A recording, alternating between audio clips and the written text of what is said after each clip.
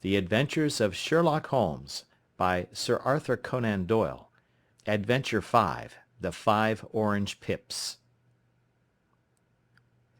When I glance over my notes and records of the Sherlock Holmes cases between the years '82 and '90, I am faced by so many which present strange and interesting features that it is no easy matter to know which to choose and which to leave.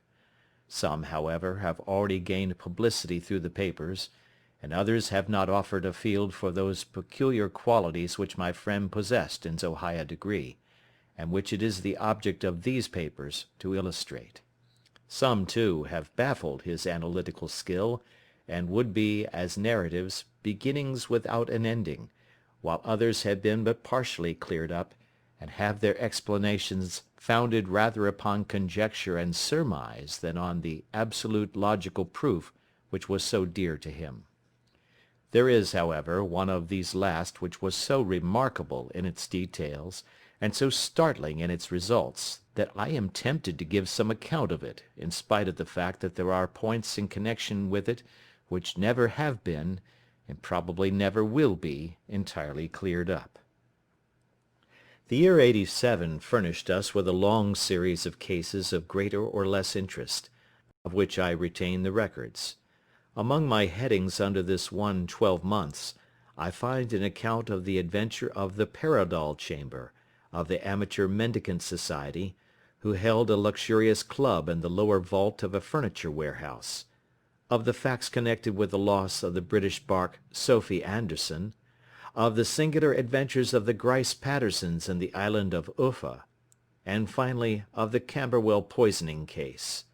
In the latter, as may be remembered, Sherlock Holmes was able, by winding up the dead man's watch, to prove that it had been wound up 2 hours before, and that therefore the deceased had gone to bed within that time, a deduction which was of the greatest importance in clearing up the case.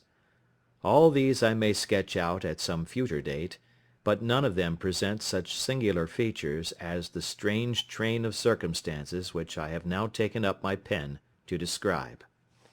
It was in the latter days of September, and the equinoctial gales had set in with exceptional violence. All day the wind had screamed and the rain had beaten against the windows, so that even here, in the heart of great, hand-made London, we were forced to raise our minds for the instant from the routine of life and to recognize the presence of those great elemental forces which shriek at mankind through the bars of his civilization, like untamed beasts in a cage. As evening drew in, the storm grew higher and louder, and the wind cried and sobbed like a child in the chimney. Sherlock Holmes sat moodily at one side of the fireplace, cross-indexing his records of crime, while I at the other was deep in one of Clark Russell's fine sea stories, until the howl of the gale from without seemed to blend with the text, and the splash of the rain to lengthen out into the long swash of the sea waves. My wife was on a visit to her mother's, and for a few days I was a dweller once more in my old quarters at Baker Street. "Why," said I, glancing up at my companion, "that was surely the bell. Who could come to-night? Some friend of yours, perhaps?" "Except yourself, I have none," he answered. "I do not encourage visitors." "A client, then?" "If so, it is a serious case. Nothing less would bring a man out on such a day and at such an hour. But I take it that it is more likely to be some crony of the landlady's." Sherlock Holmes was wrong in his conjecture, however, for there came a step in the passage and a tapping at the door. He stretched out his long arm to turn the lamp away from himself, and towards the vacant chair upon which a newcomer must sit. "Come in," said he. The man who entered was young, some 22 at the outside, well groomed and trimly clad, with something of refinement and delicacy in his bearing. The streaming umbrella which he held in his hand, and his long shining waterproof, told of the fierce weather through which he had come. He looked about him anxiously in the glare of the lamp, and I could see that his face was pale and his eyes heavy, like those of a man who is weighed down with some great anxiety. "I owe you an apology," he said, raising his golden pince-nez to his eyes. "I trust that I am not intruding. I fear that I have brought some traces of the storm and rain into your snug chamber." "Give me your coat and umbrella," said Holmes. "They may rest here on the hook, and will be dry presently. You have come up from the southwest, I see." "Yes, from Horsham." "That clay and chalk mixture which I see upon your toe caps is quite distinctive." "I have come for advice." "That is easily got." "And help." "That is not always so easy." "I have heard of you, Mr. Holmes. I heard from Major Prendergast how you saved him in the Tankerville Club scandal." "Ah, of course. He was wrongfully accused of cheating at cards." "He said that you could solve anything." "He said too much." "That you are never beaten." "I have been beaten 4 times, 3 times by men and once by a woman." "But what is that compared with the number of your successes?" "It is true that I have been generally successful." "Then you may be so with me." "I beg that you will draw your chair up to the fire and favour me with some details as to your case." "It is no ordinary one." "None of those which come to me are. I am the last court of appeal." "And yet I question, sir, whether, in all your experience, you have ever listened to a more mysterious and inexplicable chain of events than those which have happened to my own family." "You fill me with interest," said Holmes. "Pray give us the essential facts from the commencement, and I can afterwards question you as to those details which seem to me to be most important." The young man pulled his chair up and pushed his wet feet out towards the blaze. "My name," said he, "is John Openshaw, but my own affairs have, as far as I can understand, little to do with this awful business. It is a hereditary matter, so in order to give you an idea of the facts I must go back to the commencement of the affair. You must know that my grandfather had 2 sons, my uncle Elias and my father Joseph. My father had a small factory at Coventry, which he enlarged at the time of the invention of bicycling. He was a patentee of the Openshaw unbreakable tire, and his business met with such success that he was able to sell it and to retire upon a handsome competence. My uncle Elias emigrated to America when he was a young man, and became a planter in Florida, where he was reported to have done very well. At the time of the war he fought in Jackson's army, and afterwards under Hood, where he rose to be a colonel.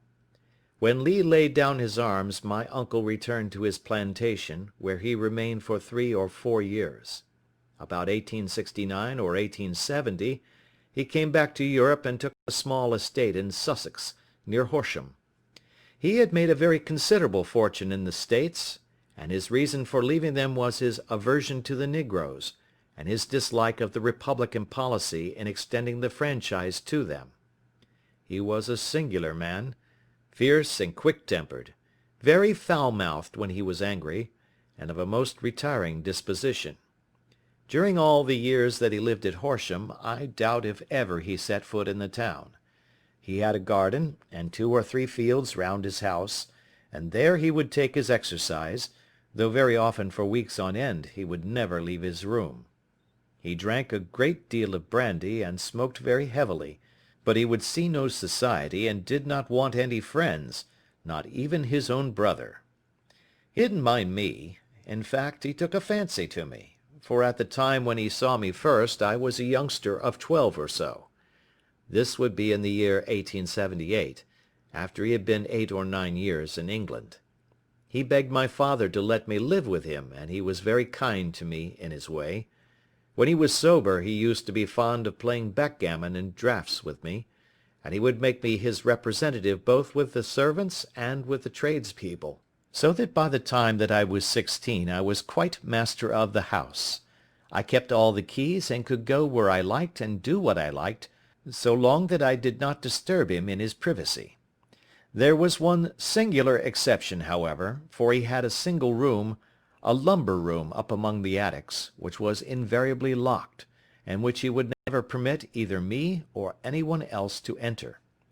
With a boy's curiosity, I have peeped through the keyhole, but I was never able to see more than such a collection of old trunks and bundles as would be expected in such a room. One day, it was in March, 1883, a letter with a foreign stamp lay upon the table in front of the colonel's plate. It was not a common thing for him to receive letters, for his bills were all paid in ready money, and he had no friends of any sort. "From India," said he, as he took it up. "Pondicherry postmark. What can this be?" Opening it hurriedly, out there jumped 5 little dried orange pips, which pattered down upon his plate. I began to laugh at this, but the laugh was struck from my lips at the sight of his face. His lip had fallen, his eyes were protruding, his skin the color of putty, and he glared at the envelope which he still held in his trembling hand. "K, K, K!" he shrieked, and then, my God, my sins have overtaken me." "What is it, uncle?" I cried. "Death," said he, and rising from the table he retired to his room, leaving me palpitating with horror. I took up the envelope and saw scrawled in red ink upon the inner flap, just above the gum, the letter K 3 times repeated. There was nothing else save the 5 dried pips. What could be the reason of his overpowering terror? I left the breakfast table, and as I ascended the stair I met him coming down with an old rusty key, which must have belonged to the attic, in one hand, and a small brass box, like a cash box, in the other. "They may do what they like, but I'll checkmate them still," said he with an oath. "Tell Mary that I shall want a fire in my room today, and send down to Fordham the Horsham lawyer." I did as he ordered, and when the lawyer arrived I was asked to step up to the room. The fire was burning brightly, and in the grate there was a mass of black fluffy ashes as of burned paper, while the brass box stood open and empty beside it. As I glanced at the box I noticed, with a start, that upon the lid was printed the treble K which I had read in the morning upon the envelope. "I wish you, John," said my uncle, "to witness my will. I leave my estate, with all its advantages and all its disadvantages, to my brother, your father, whence it will, no doubt, descend to you. If you can enjoy it in peace, well and good. If you find you cannot, take my advice, my boy, and leave it to your deadliest enemy. I am sorry to give you such a two-edged thing, but I can't say what turn things are going to take. Kindly sign the paper where Mr. Fordham shows you." I signed the paper as directed, and the lawyer took it away with him. The singular incident made, as you may think, the deepest impression upon me, and I pondered over it and turned it every way in my mind without being able to make anything of it.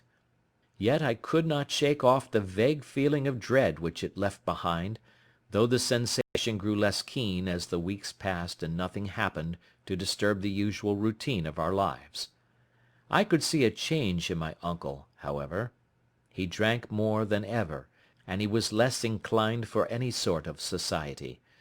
Most of his time he would spend in his room, with the door locked upon the inside, but sometimes he would emerge in a sort of drunken frenzy, and would burst out of the house and tear about the garden with a revolver in his hand, screaming out that he was afraid of no man, and that he was not to be cooped up, like a sheep in a pen, by man or devil.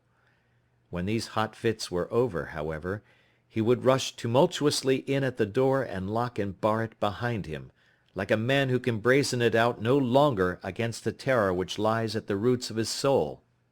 At such times I have seen his face, even on a cold day, glisten with moisture, as though it were new raised from a basin.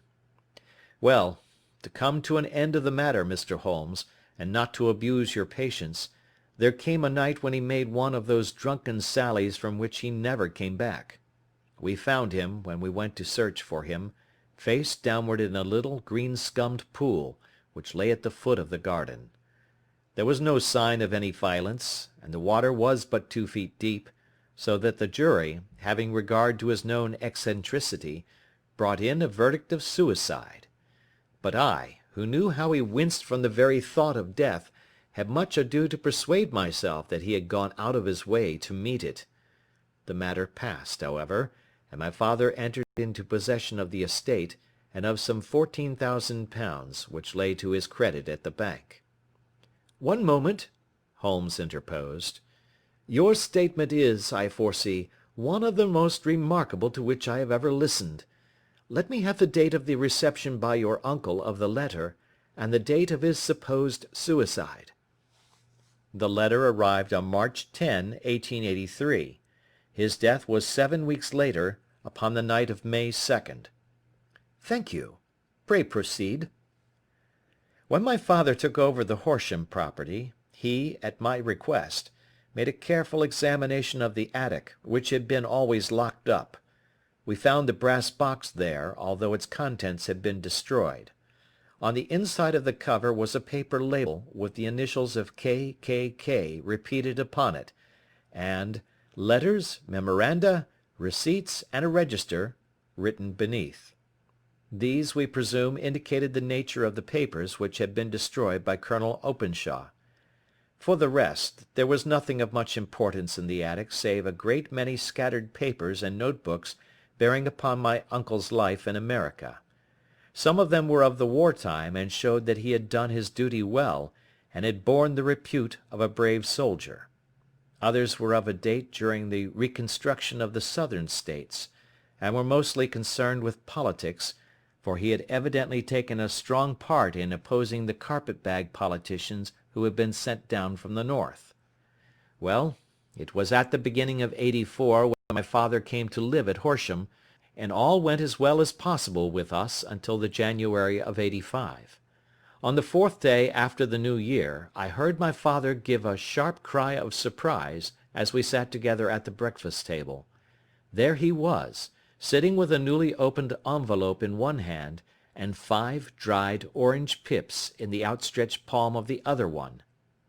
He had always laughed at what he called my cock and bull story about the colonel, but he looked very scared and puzzled now that the same thing had come upon himself. "Why, what on earth does this mean, John?" he stammered. My heart had turned to lead. "It is K.K.K.," said I. He looked inside the envelope. "So it is!" he cried. "Here are the very letters. But what is this written above them?" "Put the papers on the sundial," I read, peeping over his shoulder. "What papers? What sundial?" he asked. "The sundial in the garden. There is no other," said I. "But the papers must be those that are destroyed." "Pooh!" said he, gripping hard at his courage. "We are in a civilized land here, and we can't have tomfoolery of this kind. Where does the thing come from?" "From Dundee," I answered, glancing at the postmark. "Some preposterous practical joke," said he. "What have I to do with sundials and papers? I shall take no notice of such nonsense." "I should certainly speak to the police," I said. "And to be laughed at for my pains. Nothing of the sort." "Then let me do so?" "No, I forbid you. I won't have a fuss made about such nonsense." It was in vain to argue with him, for he was a very obstinate man. I went about, however, with a heart which was full of forebodings. On the 3rd day after the coming of the letter my father went from home to visit an old friend of his, Major Freebody, who is in command of one of the forts upon Portsdown Hill. I was glad that he should go up, for it seemed to me that he was farther from danger when he was away from home. In that, however, I was in error. Upon the 2nd day of his absence, I received a telegram from the Major, imploring me to come at once. My father had fallen over one of the deep chalk pits which abound in the neighbourhood, and was lying senseless, with a shattered skull. I hurried to him, but he passed away without having ever recovered his consciousness. He had, as it appears, been returning from Fareham in the twilight, and as the country was unknown to him, and the chalk pit unfenced, the jury had no hesitation in bringing in a verdict of death from accidental causes. Carefully as I examined every fact connected with his death, I was unable to find anything which could suggest the idea of murder. There were no signs of violence, no footmarks, no robbery, no record of strangers having been seen upon the roads. And yet I need not tell you that my mind was far from at ease, and that I was well nigh certain that some foul plot had been woven round him. In this sinister way I came into my inheritance. You will ask me why I did not dispose of it? I answer, because I was well convinced that our troubles were in some way dependent upon an incident in my uncle's life, and that the danger would be as pressing in one house as in another.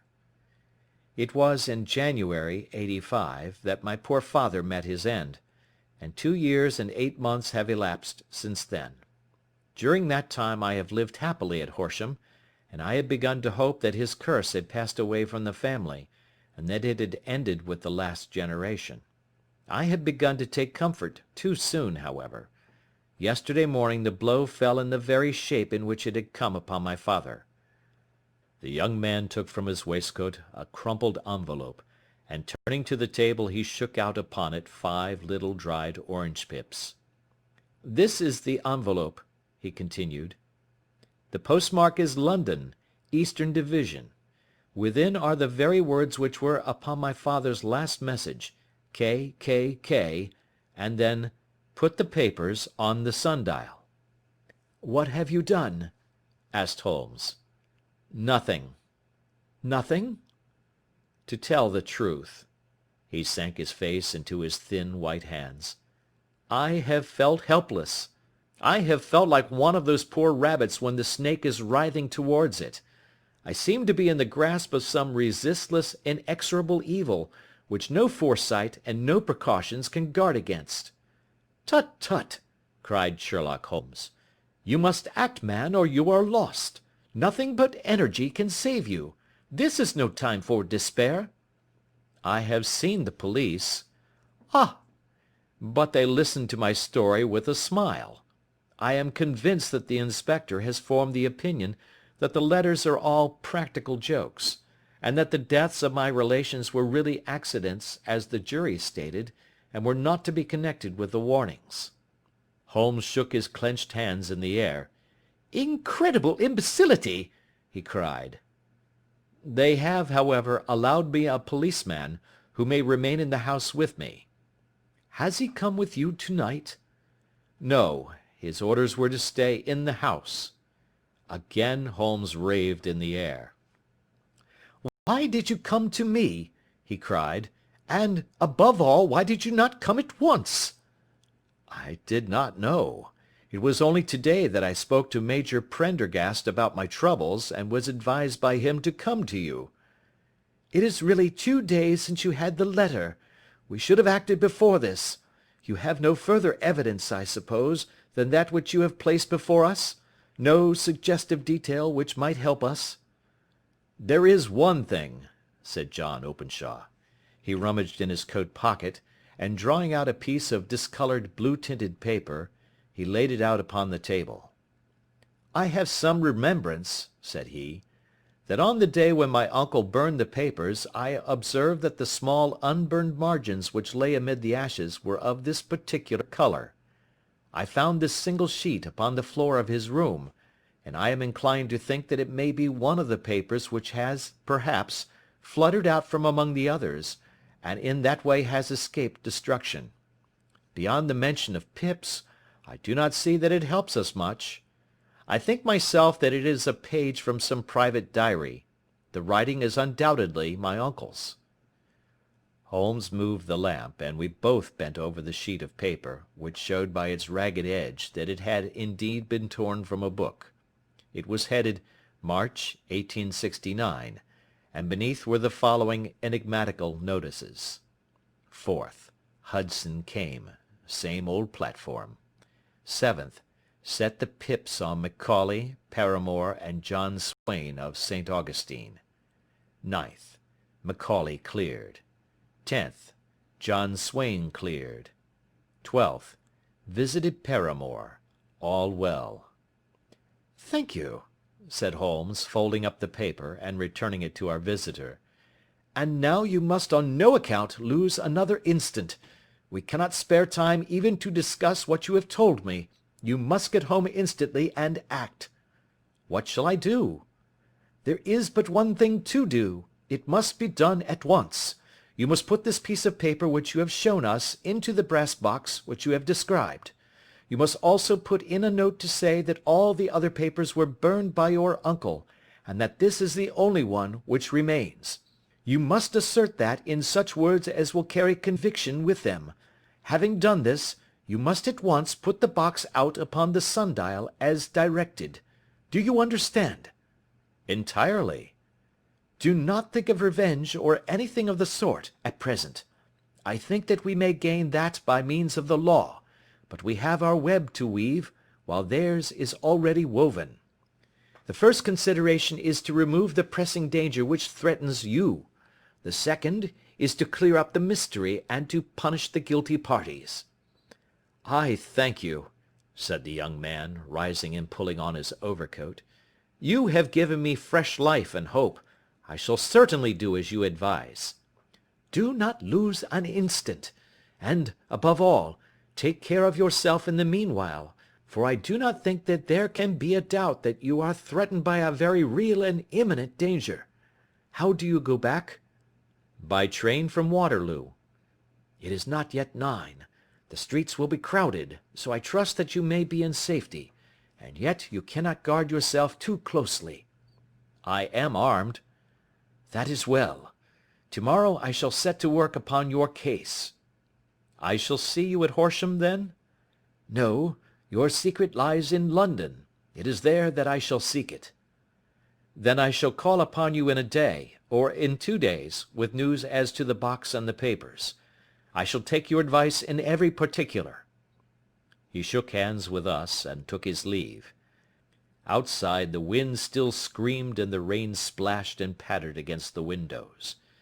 This strange, wild story seemed to have come to us from amid the mad elements, blown in upon us like a sheet of seaweed in a gale, and now to have been reabsorbed by them once more.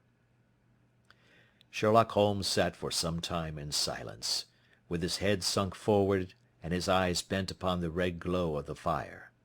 Then he lit his pipe, and leaning back in his chair he watched the blue smoke rings as they chased each other up to the ceiling.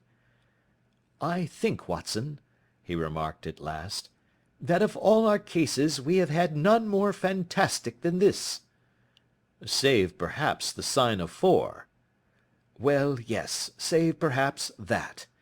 And yet this John Openshaw seems to me to be walking amid even greater perils than did the Sholtos." "But have you," I asked, "formed any definite conception as to what these perils are?" "There can be no question as to their nature," he answered. "Then what are they? Who is this K., and why does he pursue this unhappy family?" Sherlock Holmes closed his eyes and placed his elbows upon the arms of his chair, with his fingertips together. "The ideal reasoner," he remarked, "would, when he had once been shown a single fact in all its bearings, deduce from it not only all the chain of events which led up to it, but also all the results which would follow from it. As Cuvier could correctly describe a whole animal by the contemplation of a single bone, so the observer who has thoroughly understood one link in a series of incidents should be able to accurately state all the other ones, both before and after. We have not yet grasped the results which the reason alone can attain to. Problems may be solved in the study which have baffled all those who have sought a solution by the aid of their senses. To carry the art, however, to its highest pitch, it is necessary that the reasoner should be able to utilize all the facts which have come to his knowledge. And this in itself implies, as you will readily see, a possession of all knowledge, which, even in these days of free education and encyclopedias, is a somewhat rare accomplishment. It is not so impossible, however, that a man should possess all knowledge which is likely to be useful to him in his work, and this I have endeavoured in my case to do. If I remember rightly, you on one occasion, in the early days of our friendship, defined my limits in a very precise fashion." "Yes," I answered, laughing. "It was a singular document. Philosophy, astronomy, and politics were marked at 0, I remember. Botany variable, geology profound as regards the mud stains from any region within 50 miles of town, chemistry eccentric, anatomy unsystematic, sensational literature and crime records unique, violin player, boxer, swordsman, lawyer, and self-poisoner by cocaine and tobacco. Those, I think, were the main points of my analysis." Holmes grinned at the last item. "Well," he said, "I say now, as I said then, that a man should keep his little brain attic stocked with all the furniture that he is likely to use, and the rest he can put away in the lumber room of his library, where he can get it if he wants it. Now, for such a case as the one which has been submitted to us tonight, we need certainly to muster all our resources. Kindly hand me down the letter K of the American Encyclopedia which stands upon the shelf beside you. Thank you. Now let us consider the situation, and see what may be deduced from it. In the first place, we may start with a strong presumption that Colonel Openshaw had some very strong reason for leaving America. Men at his time of life do not change all their habits and exchange willingly the charming climate of Florida for the lonely life of an English provincial town. His extreme love of solitude in England suggests the idea that he was in fear of someone or something, so we may assume as a working hypothesis that it was fear of someone or something which drove him from America. As to what it was he feared, we can only deduce that by considering the formidable letters which were received by himself and his successors. Did you remark the postmarks of these letters? The first was from Pondicherry, the second from Dundee, and the third from London. From East London. What do you deduce from that? They are all seaports. That the writer was on board of a ship. Excellent. We have already a clue. There can be no doubt that the probability, the strong probability, is that the writer was on board of a ship. And now let us consider another point.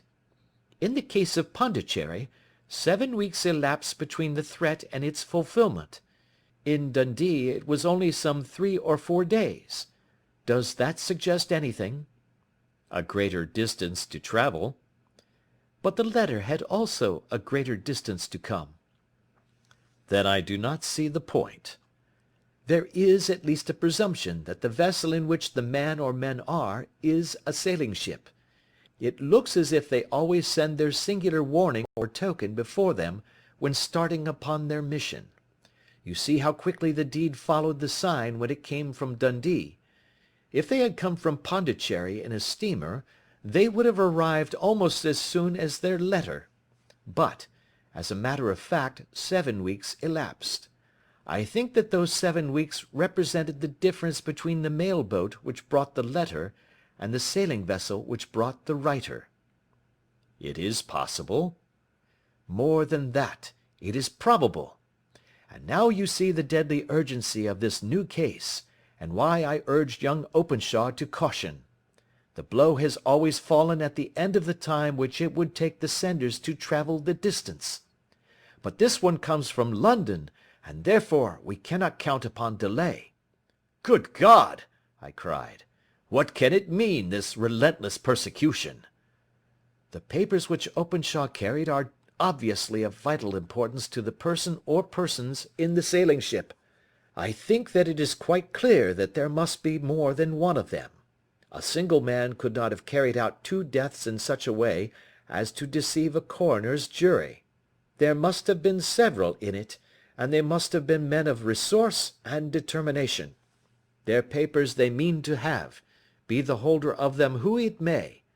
In this way you see KKK ceases to be the initials of an individual and becomes the badge of a society. But of what society? Have you never, said Sherlock Holmes, bending forward and sinking his voice, have you never heard of the Ku Klux Klan? I never have. Holmes turned over the leaves of the book upon his knee. "Here it is," said he presently. "Ku Klux Klan, a name derived from the fanciful resemblance to the sound produced by cocking a rifle.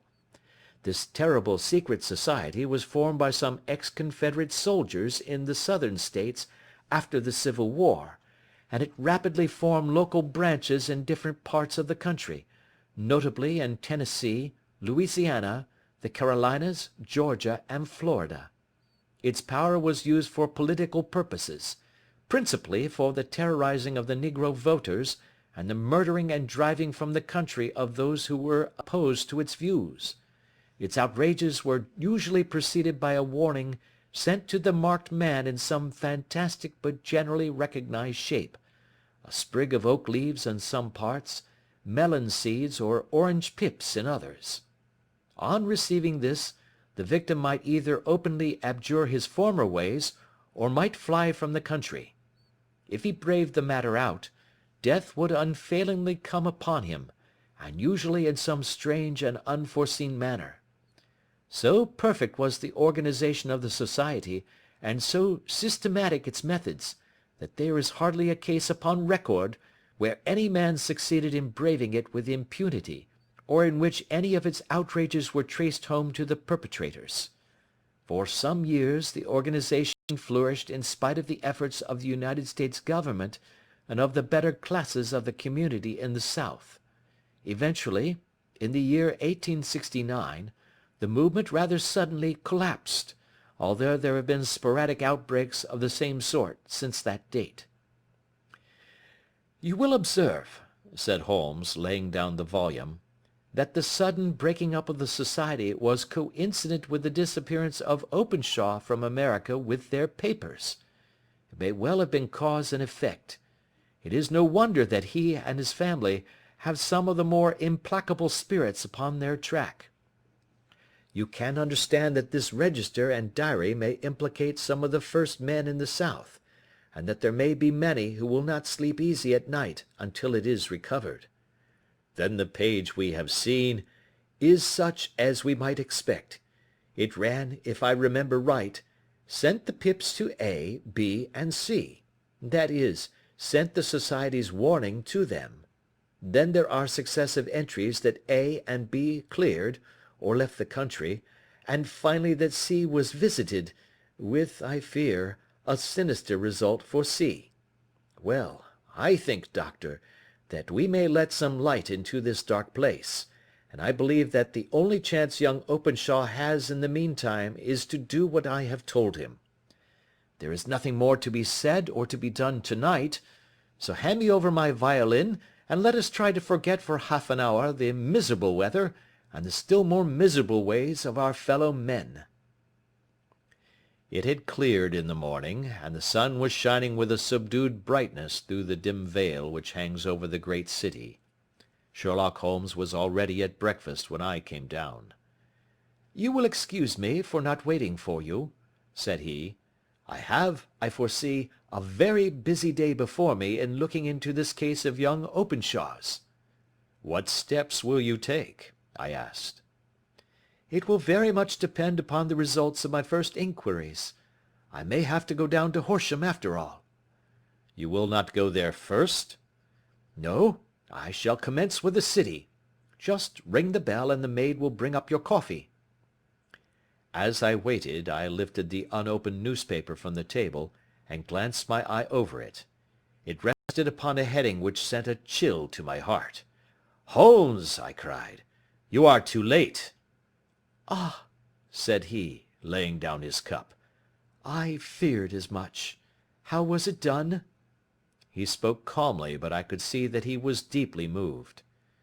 My eye caught the name of Openshaw, and the heading "Tragedy near Waterloo Bridge." Here is the account.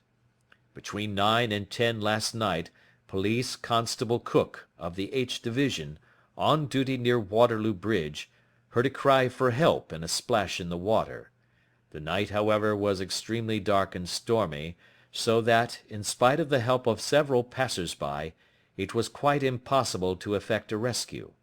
The alarm, however, was given, and by the aid of the water police the body was eventually recovered. It proved to be that of a young gentleman whose name, as it appears from an envelope which was found in his pocket, was John Openshaw, and whose residence is near Horsham. It is conjectured that he may have been hurrying down to catch the last train from Waterloo Station, and that in his haste and the extreme darkness he missed his path and walked over the edge of one of the small landing places for river steamboats. The body exhibited no traces of violence, and there can be no doubt that the deceased had been the victim of an unfortunate accident, which should have the effect of calling the attention of the authorities to the condition of the riverside landing stages. We sat in silence for some minutes, Holmes more depressed and shaken than I had ever seen him. "That hurts my pride, Watson," he said at last. "It is a petty feeling, no doubt, but it hurts my pride. It becomes a personal matter with me now, and if God sends me health, I shall set my hand upon this gang.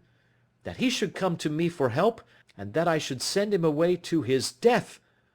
He sprang from his chair, and paced about the room in uncontrollable agitation, with a flush upon his sallow cheeks, and a nervous clasping and unclasping of his long, thin hands.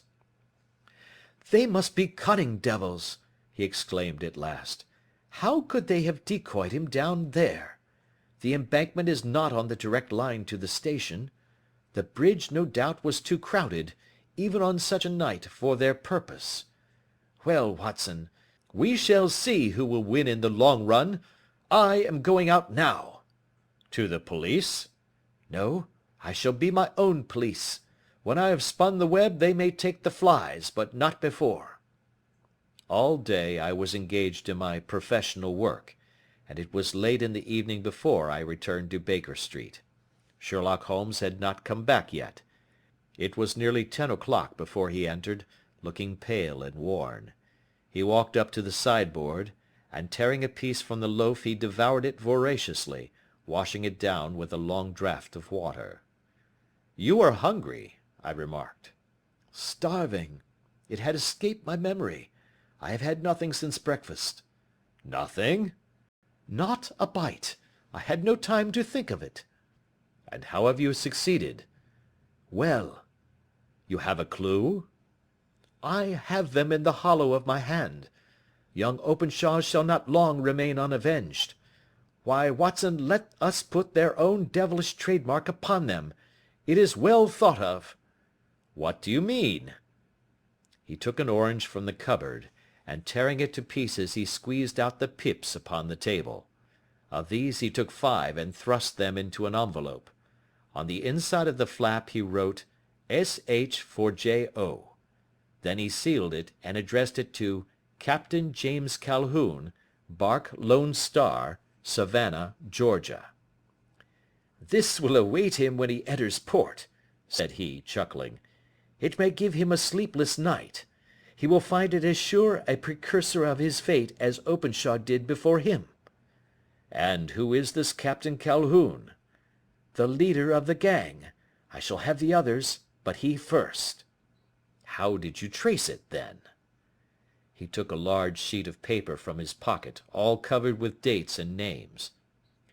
"I have spent the whole day," said he, "over Lloyd's registers and files of the old papers, following the future career of every vessel which touched at Pondicherry in January and February in '83. There were 36 ships of fair tonnage which were reported there during those months.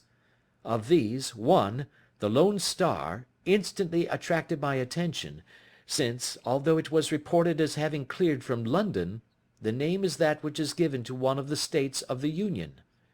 "Texas, I think." "I was not and am not sure which, but I knew that the ship must have an American origin." "What then?" "I searched the Dundee records, and when I found that the bark Lone Star was there in January '85, my suspicion became a certainty. I then inquired as to the vessels which lay at present in the port of London." "Yes?"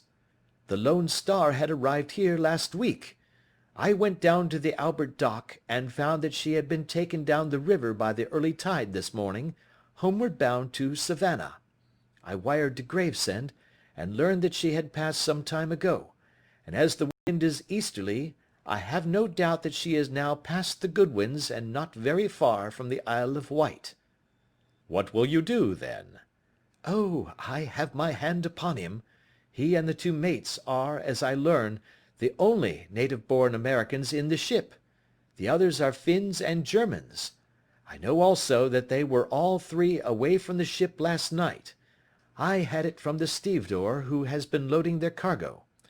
By the time that their sailing ship reaches Savannah, the mail boat will have carried this letter, and the cable will have informed the police of Savannah that these three gentlemen are badly wanted here upon a charge of murder."